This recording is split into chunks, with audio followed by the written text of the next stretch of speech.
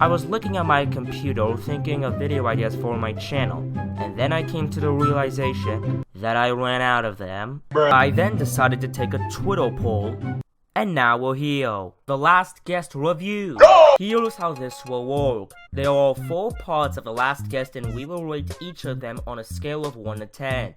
Once we're done, we'll add the numbers up and divide by 4 to get our answer. Okay, let's get this over with. Starting off the review, we end up in the middle of a war. Bruh, that guy got shot and we on a minute in. One title card later, we see Guest and his parents. Maybe we get to see some family bonding between them. If you want that, then too bad they're dead. And we're not 2 minutes in. As it turns out, Bacon's out going on a rampage and they have a grudge against Guest. It was explained by Bacon but later proved propaganda. After that, the Guest gets sent to the orphanage and meets with Daisy. Hi, I'm Daisy. Hi, I'm Daisy! They quickly become friends and head to a playground where... Sorry, my leg must have accidentally slipped. Oh dang, it's a bully story. I'm an expert at these. Knowing how it's gonna go, the Guest will lose and then someone's gonna... Yeah, something like that. The bullies make a run for it and the person that helped the Guest and Daisy introduces himself as Matt. Wait a minute. He's the same guy that got shot at the start of part 1. They decided to go to Matt's house where... Oh, it's a Bacon terrorist. How do they not see him? He's not that hidden! Either way, they get to his house and play video games like... Oh my. I know what game this is. It's Mario Kart Wii! Now that we know Mario Kart Wii is in The Last Guest, I can safely point out a few problems with this scene. First off, the controllers the gang is using is not supported by the Wii. The only controllers you can play in Mario Kart Wii are the Wii controller as a steering wheel, the Wii controller plus nunchuck, the Wii Pro controller, and the GameCube controller. Even Roblox Studio had a Wii controller model. Second, the TV shows that there are 4 people racing, where in reality it's just Guest, Daisy, and Matt.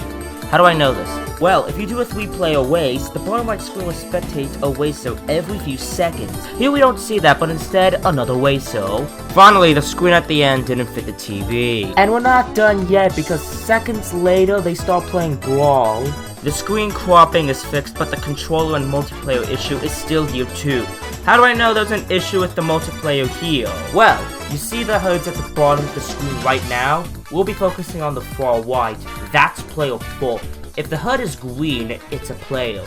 If it's gray, then it's a computer playing. And from what it looks like on the screen, the HUD we see player 4 have is in fact green. One last thing I should mention. Why is there light coming out when it's nighttime? Either way, more interesting stuff happens a few seconds later. Guys, you need to get up and hide, quickly! What? What's going on? The Bacon soldiers, they're here! Not the Bacon soldiers, dear gosh, anything but the Bacon soldiers! They decide to hide where, oh no, a Bacon soldier shows up. He wanders around trying to figure out where they're hiding and decides to go with the closet. He opens it and...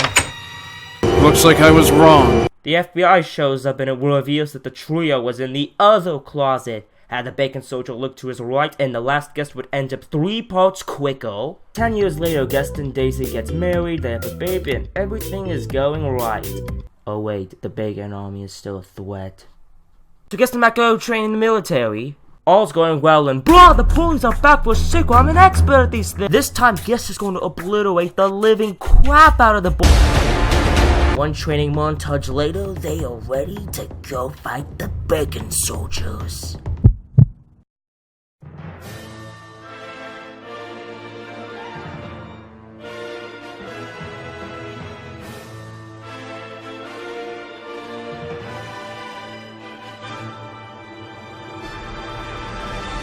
The battle starts off with one of the tanks exploding. After he saved someone from the explosion, Guest reunites with his friend to hold ground, only for Matt to get shot. This enrages Guest as he turns into John Wick and obliterates the enemies. Sadly, luck ran out for Guest as he got shot in the leg by the Bacon leader. At gunpoint, the Guest throws a grenade that for some reason the safety pin hasn't been pulled out. You can't activate a grenade unless you pull the safety pin out first. Either way, logic gets thrown out the window and it explodes.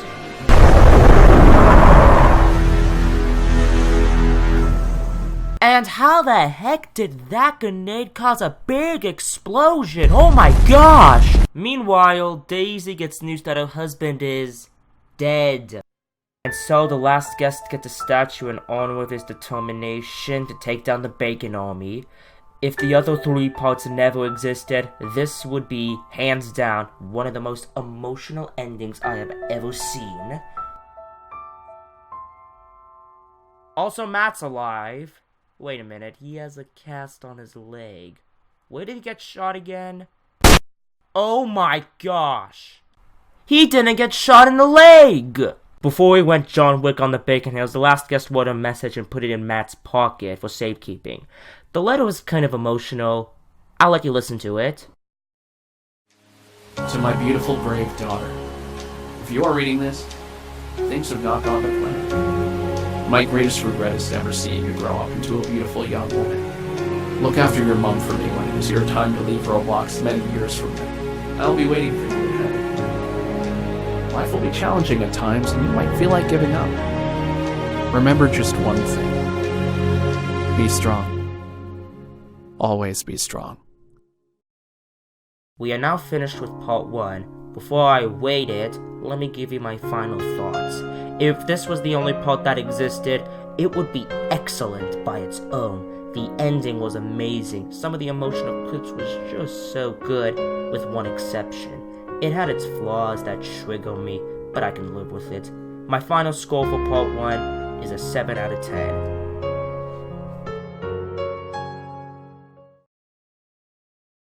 Beginning part 2, we go back in time again, but we get to see the Bacon Army. Jess is showing a picture he made to his mom, and she admires it just after a questionable 180-degree head turn. The dad comes in and beats the kid. Wait, hold up. The punch left a scar on Jess's face. I'm no expert at this, but I don't think that's even possible, let alone having the scar marked as an X. Regardless, he's sentenced to training. And why is the light coming through the window at nighttime? I don't think that's how logic's supposed to work. Unless there's a stadium light directly pointing at Jess's house, then I'm not buying it. After more training, Jess and his friend Sarah go to the forest where they find a lost dog. Now that I'm seeing this scene again, how can Sarah carry that dog? It's just the same size as her! Oh my gosh! By the way, the mother died. And it was a flashback. After the teacher stopped raining on guests, Jess's father comes in and said whoever comes out on top gets to stand with him in the guest games! Jess ended up winning, it's a cliche. Then there was a meeting debating on whether they go for the last guest or some other guest we haven't seen that will be relevant later on. They went with option 2. By the way, the Bacon with the monsters is the Colonel. He'll play an important role later on. After the meeting ends, Jess catches Sarah doing something strange, and it turns out she's helping the guests! After getting exposed, Jess goes back to tell on his father and the Colonel, only to find out that he finds a knife, the same knife that killed his mother. So Jess decides not to tell on his father and the Colonel. It's the guest games. This will be a great moment. We have some interesting fights before it ended. Man, what a great time. Hope we see that again. After that, Jess told Sarah something that kind of grinds my gears. There was a knife in the Colonel's desk. The same one that my mother was killed with. So basically, Jess believes heavily that the Colonel killed his mother. I don't think he considered that someone could borrow the knife, or there are multiple copies of the same knife. They meet with this guest called Rose, who was option 2 in that meeting just a minute ago, and they become instant friends. What follows is a montage, and after that, a nice quote. Do you ever dream of a world where there's only peace and happiness? Sometime later, it's revealed that Rose is heading to the next guest games. Oh no! Jess and Sarah hatched a plan to forbid this by letting her escape. The guards got took down pretty easy and oh gosh, it's a trap! The Colonel takes a pretty long time to shoot and kill Sarah, while Jess gets sentenced to jail along with the other guests. He then talks to his mother and Sarah in his mind. But hey, it turns out Jess is going to the battlefield to fight with his father before going back to jail. Jess gets the Colonel at gunpoint, telling him how mad he is at killing his friend and his mother. In response, he tells her something I kinda figured out earlier. I didn't kill your mother. It was your father. I told you, Jess! Jess gets knocked out while his father was planning to kill the last guest. All of a sudden, Sarah tells Jess in his mind to never give up, and he too starts to become John Wick. He actually saved the last guest before the grenade exploded. For some dumb reason, Jess's father initially survived the grenade explosion, even though it should have killed him when it exploded. He tells Jess he killed his wife because he wanted to see him stronger, and after Jess declines, he dies. Jess then proceeds to get the last guest to solve his father in an attempt to heal him, and the last words of Part 2 revealed what happened. He's alive. Those few words have destroyed the ending of Part 1. I'm not going to lie, this part was completely a disappointment.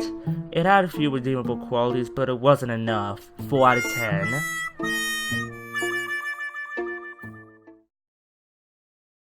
Next part starts off with telling the general that an explosion happened. So they go and save Matt, and all of a sudden the general dies. While the Bacon Elite takes his sweet time getting to Molly and Matt, they escape. The colonel is also informed that an explosion happened with the possibility of the last guest surviving.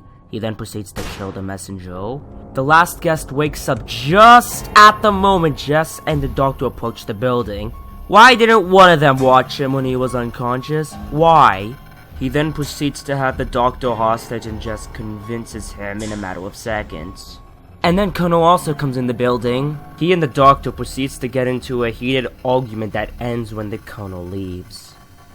It turns out the doctor has a convenient trap door. The doctor tells Jess and Guest not to come out for some time while Matt learns that his friend is dead, or so he thinks. Sometime later they take down the guards guarding the fence and reunite with Rose. She tells them her backstory when she was a little kid. One day the Bacon situation was so intense that her dad decided for the family to move out of Roblox.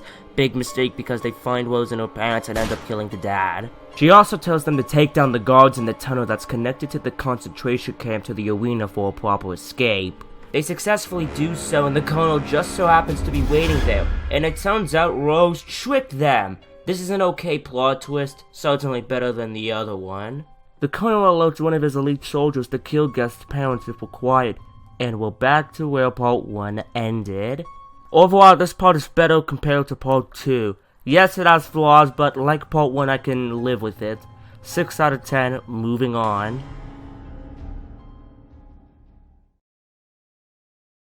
The last part begins right where we left off. Matt, Daisy, and Charlotte make their way to a hospital, but before they could get there, they stop and look at the playground that Matt and Daisy played with Guest at a long time ago. They continue walking, not knowing there was a Bacon spy behind them.